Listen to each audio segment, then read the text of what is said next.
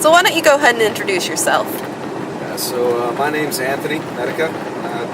Graduated in June. I work for a company as a salesman. I sell chemicals. A lot of specialty stuff goes in medical devices, that kind of thing.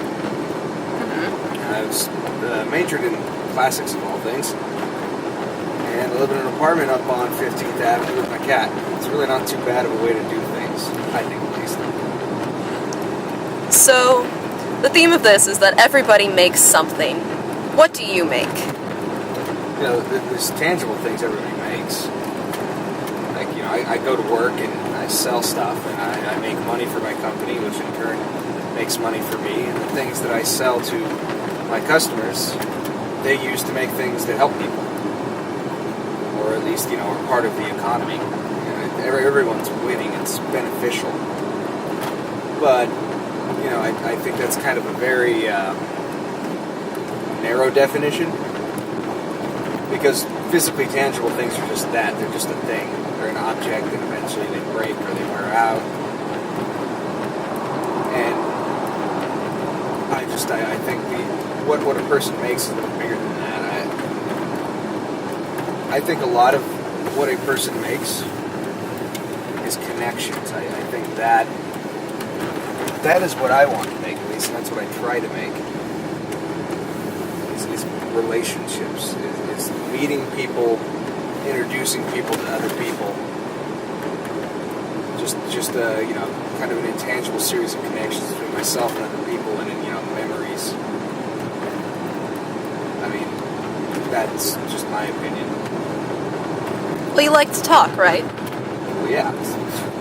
Talking is pretty much what I do. It's what I get paid for. It's what I like doing. I'm the guy that gets drunk and just tells stories. Or does something that ends up becoming a story, one of the two. So really, it's making connections. It's making conversation. Would you say that's fair? No, I think that's actually a good way to put it. What I make is conversation. With everyone, on everything, on anything. I have yet to really be in a situation where I did have something to talk about a person with, no matter who they were. It doesn't matter how poor they are. I don't care if they're a hobo. I've talked to hobos plenty of times. They're actually interesting folk if you give them the time. So why would you feel that making conversation is valuable? And this kind of goes back to what I was saying earlier.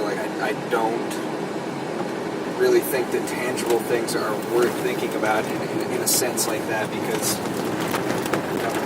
the value of conversation, the value of that interaction, you can't necessarily quantify it.